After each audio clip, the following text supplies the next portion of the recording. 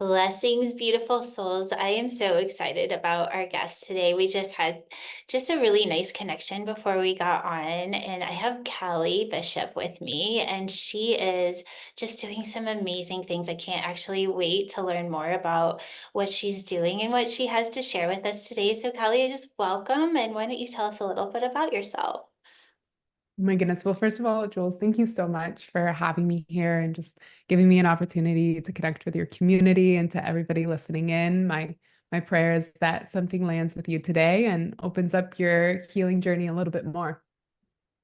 I love that. Yes. So tell me, Kelly, like what is your passion? What are you bringing to, that's such a hard question sometimes to answer is like, okay, what is my passion? But I guess that there is just, I could just feel inside of you, there's this something ignited. And I'm not sure where that came from, but I can literally feel it. And that's like your driving force. So I think that would be my first Mm. question is what ignited you? Like what brought you into the space that you're in now? And what kind of things are you doing? That's such a great question. And it really does go back to about 2017. So, a little bit of a backstory. I grew up dancing. That was my first healing art. And I was so blessed. My mom put me in ballet classes when I was really, really young, and I got my degree in dance. I've done research for performing arts medical associations. I've devoted a lot of my life to dance. And then there was a period where I disconnected from dance. I essentially got burnout. Like I grew up performing on cruise ships and dancing at Disneyland, and I didn't have the average childhood. So by 21, I was like ready to retire. And right. And so there was that period where I stopped dancing. And in that time, I actually had a near death experience. And it was before going into a final surgery where I was like signing a death waiver where I was like essentially making an agreement like if I make it through this surgery, like I'm going to start dancing again. And so that's really where my journey reignited itself was like I'm getting a second chance at life here. And I had no idea that I was going to lead thousands of women through embodied movement or support, now tens of thousands of not just women, but men and women with somatic healing. At the time, I just knew that I needed to start dancing again. And so, sometimes you almost get taken out to be reoriented and to be put back into life again. And I really feel that. I feel like it was reorienting me back into my dharma. And I feel like we all have that thing, right? Like dance was my thing when I was really young. And now I have a multiple six-figure business supporting other people to reconnect to their bodies and reconnect to that healing art. So that fire got lit literally by just getting a second chance. Yeah. Oh, that's so beautiful. So I know we talked a little bit about what your experience was and kind of what you did to shift the trajectory of how you even went into that surgery. And I think it's a story that's definitely worth telling. So I'm just going to let you share that with us. Thank you so much. And it's wild to tell this story because I forget that that was almost the end of my story. So back in 2016, it was one of those big storms, and they say that big things happen in threes. I think there's like a Greek belief, right? That like big things happen in threes. And that was definitely my year of the three. My father transitioned out of his life that year. And then a couple months later, I actually got crowned as Miss Wyoming USA. And so I was going to get ready to compete at Miss USA. And it's very much like the movie Miss Congeniality, if you've ever seen it. They give you all the people to get you ready. And I was working out with a personal trainer for the first time actually in my life. And so I was really sore in my left arm and I thought I had just pulled something.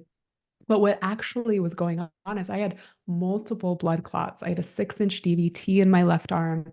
I had so many blood clots on the left side that my lungs shut down. And I had blood that wasn't fully returning to my heart. Now, I'm 26 years old and I'm not thinking that I'm in a dying process. I'm thinking that I'm out of shape because I've never had a personal trainer and I've just always danced my whole life. So thankfully, thank goodness, my boyfriend at the time, his mom was a nurse. She heard some of my symptoms And they were pretty much like, we will pay you to go to urgent care just to get this checked out. And granted, I'd just been crowned Miss Wyoming USA. I was supposed to go to the Capitol and meet the mayor. I was ready to go. I was like, I don't have time for that. And they were like, please go in. And Jules and everyone, I'm so grateful for Bart Kubrick and his mother. And because if it wasn't for them, I probably wouldn't be here, to be honest, because I go to urgent care. They look at my arm. They're like, we don't even need to run blood panels. They give me a shot immediately, my stomach to start thinning my blood because they were like, this should have gone to your brain. You shouldn't be here. And so it was one emergency surgery after the next. And so long story short, even after they removed the blood clots and they cleaned me up, my vein was so damaged from the blood clots that it wasn't staying open. So they needed to remove a rib. So they went in again. And that was the surgery that I was telling you all about earlier was I remember just hearing like, we need to go in again. We actually need to remove a rib. Now, mind you, I've already had 2 surgeries in the last couple weeks. I've been in ICU. And they said, you might not make it out of this one. We've worked a lot in this area. Your vein might be too damaged. And I'm 26 years old. And like I said earlier, that was the moment I was like, and I don't even know what came over me, why that was the agreement. And it was almost like God, source, divine creator was like, all right, like if you get through this, like please just promise to dance again. And I literally, there was no other thing that was in my field in that moment. And I was just like, okay, cool. If I make it through, I'll dance again. And so I made it through that surgery. And I started this like 30-day dance challenge, which was so cute because, mind you, it'd been years since I danced. I danced my whole life. It had been years since I danced. And what's really cool is I actually have 113 women doing a 30 days of dance challenge with me right now. And so it's just beautiful to see that trajectory. But to speak into the healing and what I think all of you might be interested in, I was actually supposed to get a fourth surgery, and that surgery was supposed to be a stent for my subclavian vein because it wasn't one thing, even after the rib was removed, it was damaged. It was really damaged. You could see it. I have photos. And in that time, I started playing with Reiki. I got certified as a Reiki practitioner back in 2012. I had read every book by Dr. Joe Dispenza. And I had students, I was teaching yoga at the time, and I had students who were placing my photo in the middle of a circle at the end of yoga classes, all my yoga students. And whoever was subbing for me would have the students pray for me. And I had never experienced before, and I'm getting goosebumps just I'm thinking getting about it. goosebumps But they too. would, right? They would pray for me and they would just send me healing energy. And mind you, I'm cooped up. I can't lift my arm. I can't wash myself. I had people taking care of me. And I started doing Reiki on myself. And I didn't think anything of it. I wasn't doing it specifically to heal. It was more like I acknowledged that something was off, right? I acknowledged that there was injury, and I would literally just like place my hands on my vein and I would send the Reiki symbols, I would send the healing energy. And so we had all of this like shared collective vision and sort of meditation going on for my highest healing, really to prepare me for surgery, not to prevent me from needing the surgery. And I say that because I go in, I'll never forget it. I'm laying down, she's doing the ultrasound, and she's like, baby girl, I don't know what to tell you, but this is a healthy vein. And I'm just like, no, I'm supposed to get surgery. Like I'm here for surgery. It was like a week before my surgery. And she's like, maybe one day, but right now your vein's good. And she's like, you see that? That's blood easily flowing through it. And in that moment, I was like, I didn't even want to say it out loud, but I was like, I healed it. Like we healed it. I don't even want to say I healed it because I feel it was everybody in Laramie, Wyoming at the yoga studios that I taught at. It was everyone that sent me flowers. It really was that energetic healing that I'm sure everyone listening hopefully has experienced to some degree. And from that point on, I was convinced. I was like, magic is real, right? We read these stories, right? You go to the Dispenza retreats, you hear these beautiful like miracles that are happening. And I can easily say that I've experienced a miracle. And so now I've really devoted my work to connecting people back into the body. I feel like when we're blessed, we have a sacred responsibility ability to bless others.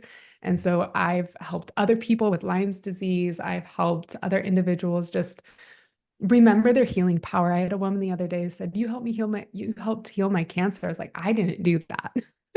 You and the creator did that.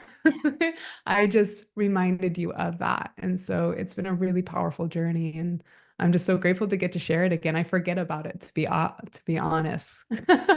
Well, that just means you're in the moment and doing your work. I think, stories are nice to share how powerful we really are as humans, but just that you don't think about it on a daily basis is just showing your wisdom and staying in the moment, Mm. moving forward. And that's really what it's about, right? It's acknowledging what happened in the past, but putting our consciousness in the now moment and creating a beautiful future. So that's what I want to talk about a little bit, because I know that's such a big part of stepping into our power is the ability to kind of move past the programming of our past. And it's not that we ignore it, but that we acknowledge it as it comes up in our now moment so that we can bypass those programs and really open up to holding consciousness in a higher space. And I love that you're doing it through the body. So I want to hear just a little bit about like how you do that and what kind of, I don't want to go into the place that, but what are people experiencing? I think that's a good way to say it. Absolutely. And thank you so much for reflecting, like perhaps the reason why I forget about it. Cause I think I'm like, that's so wild. That was a huge point in my life. And it was almost like a different lifetime. And I'm sure you and everyone listening is like, I've lived multiple lives within this life. And for me, when I really want to leap forward and have like a quantum leap forward, it really is for me more of a going backwards and cleaning up. And so I actually have an embodiment ritual that I do. I'm really big on rituals, I believe in them in every way. And I have a completing of the past ritual. So I'll take my clients through this. I'll take myself through this. It's inspired by Steve Behrman. That's like bear, like the animal. So if anybody listening wants to check that out, it's a really powerful 6-step process that you can go through.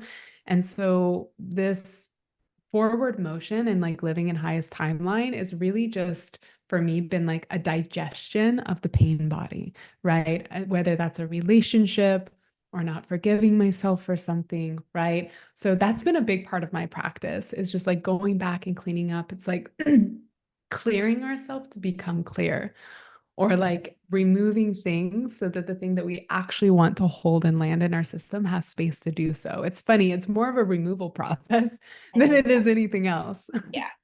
Yeah. I like, and you know what I'm picking up on as, and I don't know who Dr. Bear, or was it Dr. Behrman? I Mhm. don't know. I've never heard of him before, but I love his name. Right. And I do feel like, as we kind of journey forward and evolve as humans, that we do recognize that it can be that easy and that we don't actually have to go and dredge up all this trauma and go through all of the emotion and all of that, that we can actually just bring our attention to what needs to be removed and that's actually enough. And then we go through the removal process and then invite in a higher frequency into a clear vessel. And we do that over and over and over again, that we actually shift much quicker than having to go through an entire journey of a storyline through the trauma in order to shift it. And I'd love to just kind of hear about, what your thoughts are on that and your experience. That's such a great question. And I really believe that healing healing became easy. And I will say that like healing became easy. I used to have like cystic acne. Like I had like this head to toe rash that I had for many years. It was called pityriasis serosa. I had like exercise asthma. Like I had a lot of things that were off for me. I was sick a lot for like the first couple decades of my life, like chronically sick. And when I started to explore somatic healing, when I started to read The Body Keeps the Score, if any of you are familiar with that work, or Peter Levine's work, or Gabor Mate, or these beautiful souls that have dedicated their lives to explaining about how trauma gets stored in the body and how we can have these emotional energetic leeches. That's how I describe them to my clients. And for me, I was just really stressed out. I had a childhood environment that wasn't very supportive in a lot of ways. And it was through the digestion of my pain body, like I said earlier. And then it was through using practices like somatic release breath work, right? Where I actually got to be in expression, right? And I got to let that energy move. And like you said, Jules, that like clearing out.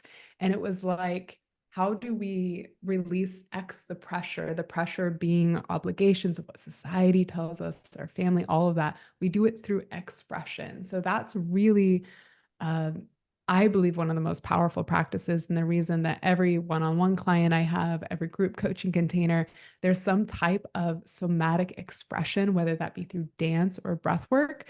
Because if we're not in expression, we're in repression or depression, right? And that over time builds up as disease. Like we all are built to thrive. Like our bodies know exactly how to heal themselves. So if we can, like you said, give that clearing an opportunity to happen and really just like be an expression and keep our channel open. Like I can say like I've been makeup free for years. I don't have rashes, right? I don't need an inhaler for exercise asthma anymore. Like I'm 34 and I have more energy than I've ever had in my life. And I'm doing more than I've ever done in my life. And I really do attribute it to these healing modalities, these practices. Yeah. I love that you're using the word expression. I do feel that uh, that right there is the next in human evolution, and it's not even just expression in the way that you used it, but actually on a DNA level, when our DNA goes from observation of its environment to an expression of a frequency, and that we start to actually live life through frequency instead of those denser programs or thinking that what we see, what we think, matter, if you will, is the only thing that's real. And I know, of course, we're opening up into seeing that quantum physics is that there's actually space between matter and that spirit is a big part of that, and that there's an intelligence that's running through all things.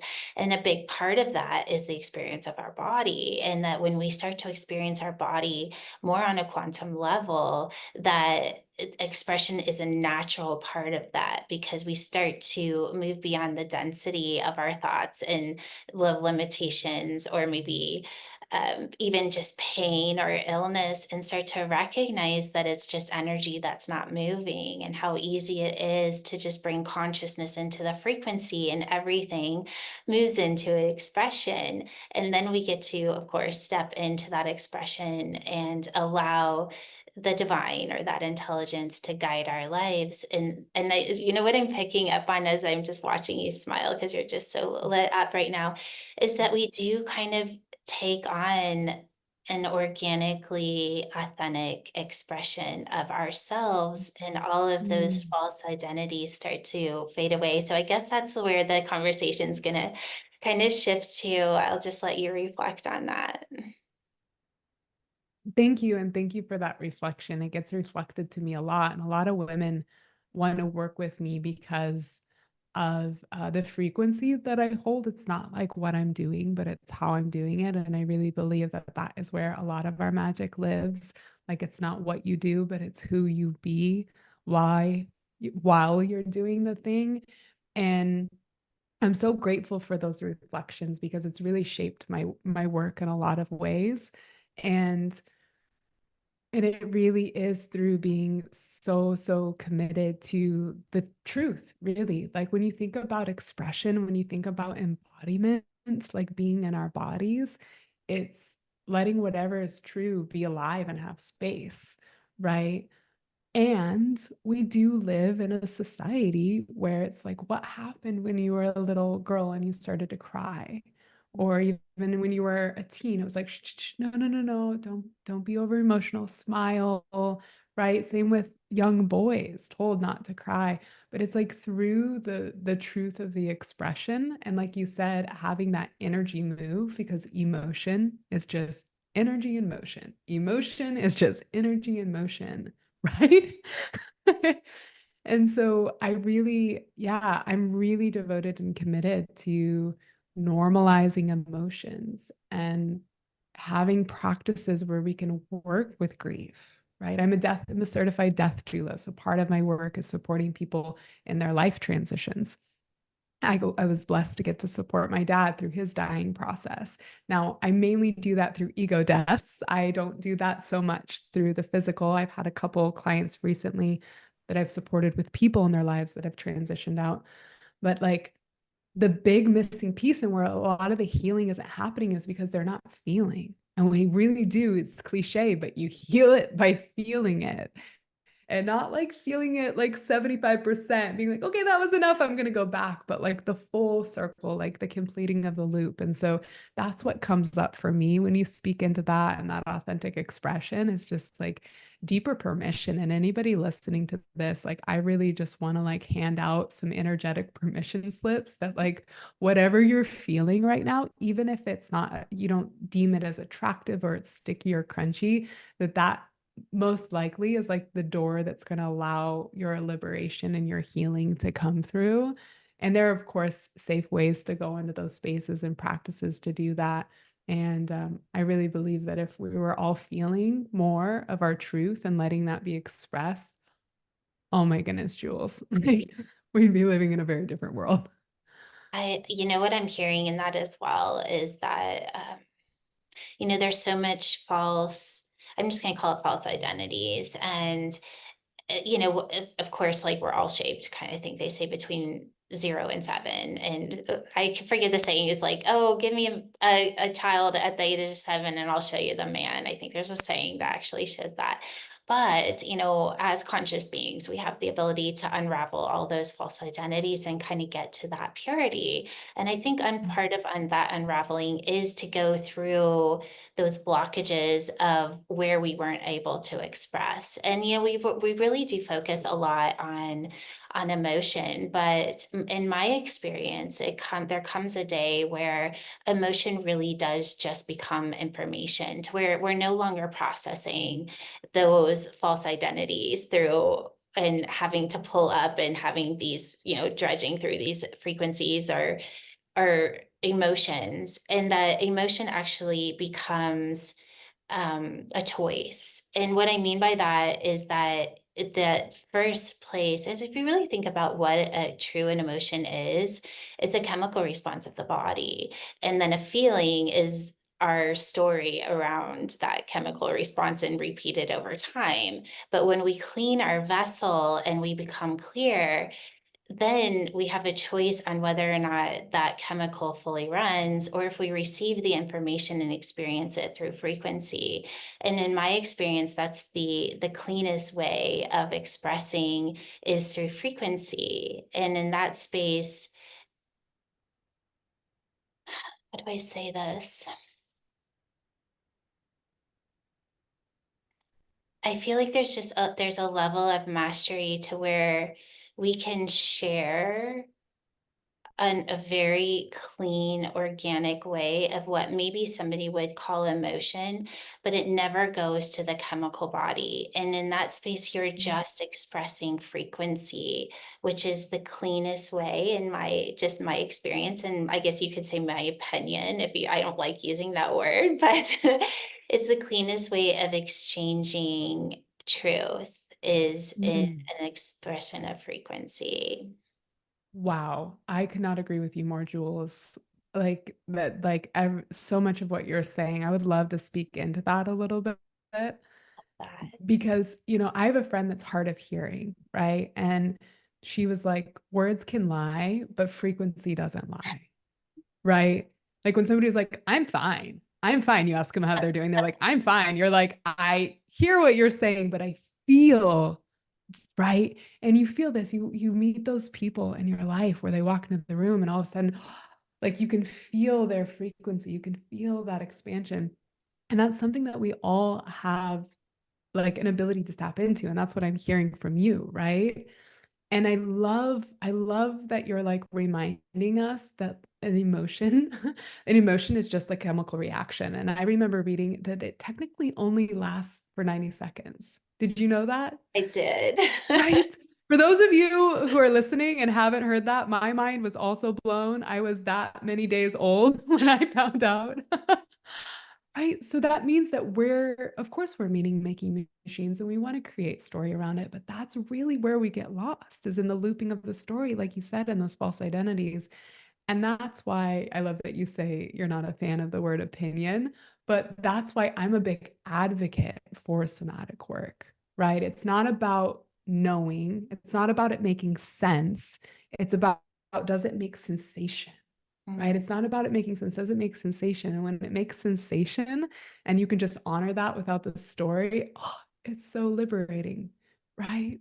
Oh my gosh, I couldn't agree more. Yeah. I have a saying is have the experience first and let your body activate the knowing. And then you can connect your consciousness to that knowing and it's embodied. But when we start with the mind and try to have it the other way around, we get in our way because our programming interrupts the purity of what our body already knows and experience, and then you know it. I love that. I love that. That's like an inside or down, inside up approach versus the approach is usually like top to bottom. Yes. I really, Yeah. I've been sitting in this for quite a really like the last, well, since I opened my school in 2020, I've been sitting in how to best teach something that can't be processed through the mind. And it really did go through experience. And I've been sitting in it for, I don't know, for like the last year. And I really do see eventually, who knows how long it'll take the collective to kind of catch up with us, but that's the way our school system will eventually shift is in that way. And that's actually how I taught my children. They didn't do Mm. TV, or I didn't keep them in a normal school setting because I wanted them to build the right side of their brain first. And it was all imagination and play and expression. And then when the brain was ready to start to learn, they picked it up very, very quickly because that's the way our brain is developed. And I know that's kind of a weird way, but it's like, why would we start to put all this stuff into the mind before we learn how to fully express ourselves through frequency? Because then when we learn, it's going through a very balanced way of receiving information where we can allow an experience to be what leads us. Wow, I want to celebrate you as a mama because I know to go against the grain isn't easy. To walk this path in general, right? To speak into these things. And like you said, like we're all at different levels of consciousness. And I believe that's actually to our benefit because we learn through contrast and polarity. And you said it's kind of weird. It's not weird. I feel like that gets to be normal, right? To put a child in that environment. Like I want to be a mom one day. And I think that's super inspiring. And, I really do believe that it's interesting too, like to geek out for a second because, right, everyone says that we're in this feminine, like divine feminine renaissance, sort of, right? The divine feminine is coming back. And there's this beautiful, like Mary Magdalene or like just divine feminine healing that's happening. That's the right brain, right? Right? That's the creativity, the Shakti, the feminine, the imagination, everything that you were just talking about. And I do believe it's like through the balance of that there's going to be a beautiful natural ripple effect. To what degree, I don't know. We're not gonna probably be able to see it. We'll get to be able to see some of it, but I really celebrate you. I think that's mainly why I want to speak into that because you gotta hold you get to hold the frequency so that others can meet you in that place. Oh, yeah, I love that, holding the frequency. It's funny, there's something that you just said that I'm not even sure what you were talking about, but something just came in that really intensely, and that was that. So I think we were talking about this, that we were just I was at this conference in Beverly Hills with Dr. Fobb, and I was having dinner with Dr. Porter, Patrick Porter, he's Brain Tap. And we were sitting at dinner and he was talking about how, longevity and how we're really focusing on the body and we're doing all these amazing things, but we're all gonna die. And he's like, even back in the day, it was like 250 years or 1,000 years, but eventually everybody always died. And something in what you just said just triggered that back up. And I keep hearing this is that that's not going to be the truth for very much longer. And the evolution of mankind is totally shifting into the frequency body. And I feel like when we limit the experience that we're going to have by a timeline, that we're interrupting the pattern of what is possible. And that's the opportunity that I just want to bring in here is that really we have the opportunity to make things happen instantly. And that when we shift our consciousness out of timelines, and I like already like tapping into your children right now, they're just like, I just feel like there's this possibility here that let's just do it, right? Like, let's just do it. And if it doesn't happen, then oh well, but at least we put it all in and broke the barriers of what's possible. And I think that's what I'm getting out of this conversation because you did it. You're teaching others to do it. We're holding a reflection of that possibility. So that's the invitation that I'd like to just bring everybody in that's listening. And with that, I would love to just hear like how do you want to bring this to a close? Like, is there something that you haven't said that you feel like you said? I just feel like there's so much inspiration and joy that's just coming out of you, and I just want to give you the opportunity to share. Mm. Well, first of all, I love what you said because it was playing like a little bit of devil's advocate. And yet I really resonated in the sense of, I've also felt into that with the technology that we have. The reality is like we are evolving in a way where we will get to experience more this lifetime. And by thinking that we're supposed to die or start aging at a certain point, that in itself is creating the ripple effect. It's like the reticular activating system. It's this information bias, right? And it's like, thank you for like reminding me of that because I've had like a very like philanthropic view of my work being like, I'm putting my energy out and I might not get to see it in this lifetime, what I think is like the utopian human experience. And I love that you're like, and also it can happen right now, right? Because frequency doesn't operate within timeline. So just thank you. I really just want to like thank you for that and like reminding me of that because I have done candle magic rituals the night before, being like an extra $13,000 before this Costa Rica trip would be great. And the next day I get like $12,875 that just comes randomly, like that. Like my manifestation power, I think that's what I want to speak into actually. I've been manifesting like a warrior goddess lately. And like I have so many stories. I've had like free vehicles given to me before out of the blue when I was like, man, my windows aren't rolling up anymore. And then like I could really use some help with that. And it's like, how about a brand new Buick Regal?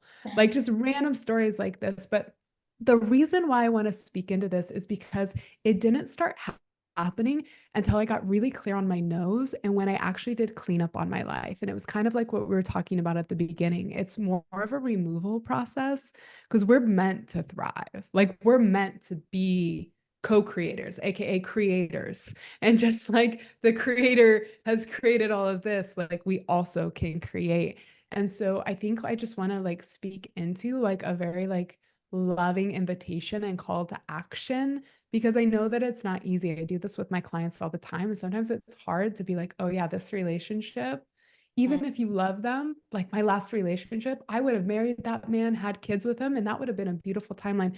But it wasn't a full yes for us. And we had such a beautiful relationship. We were literally in debate for months around it. Like, this makes no sense. Like, why would we separate? We have such a good life. There was no issue per se, yet we could feel that frequency. It wasn't in full expression. Yeah. And so we separated. Yeah.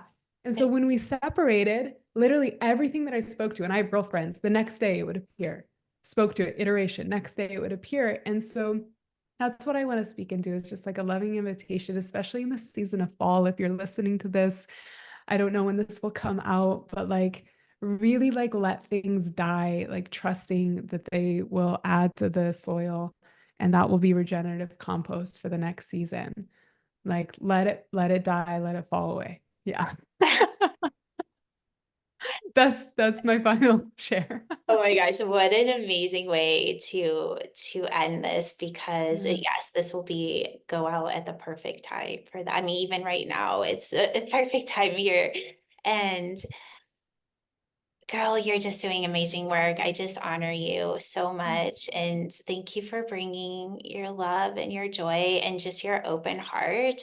I can so feel the purity in you. And I know that takes work, right? It takes work. And I don't mean work as in it's work. It's more of practice, right? It's the willingness to let go of the things that are creating density. And the more that we get fine tuned to recognizing what it feels like to be in flow and when it feels not in flow. I mean, just I say you're either in your programming or you're in the intelligence of source. And it's that easy. Like it doesn't make it hard. It's just where are you? And that awareness is everything. And we make it so complicated sometimes. Right. Oh, Well, tell us, Kelly, where can we find you and work with you and just tap into these beautiful things that you're bringing through? yes, I'm currently creating this beautiful online platform so that my knowledge over the past 12 years, I've dedicated a lot of my work to somatic healing and embodiment, and it's always been in like containers that have eventually evaporated. So for now, until that's built out, I have a beautiful community. It's a free community, embodied dance collective. And I can share a link with you for people to be added to that, or on Instagram or Facebook, or my email. It's my full name. I'm really easy to find. It's Callie Mae Bishop. So whether that's on any of the platforms, Instagram, Facebook, or you can even email me at calliemaebishop@gmail.com. Oh, beautiful. And I'll have all those links in the show notes below as well. Kelly, Yeah. thank you so much for bringing your brilliance and your love. I so appreciate it. And thank you, everyone, for listening and just being a part of this beautiful reflection that came through today. I hope that you're feeling it. I hope you're feeling inspired and ready to just really step into those possibilities and allow the energy to be fully expressed through you as you kind of move into this fall and release those things that no longer serve you so that you can allow the magic to come in, as Kelly just so beautifully closed with. Thank you, and lots of love to everyone. Yes. Thank you. Thank you, Jules. Bye bye.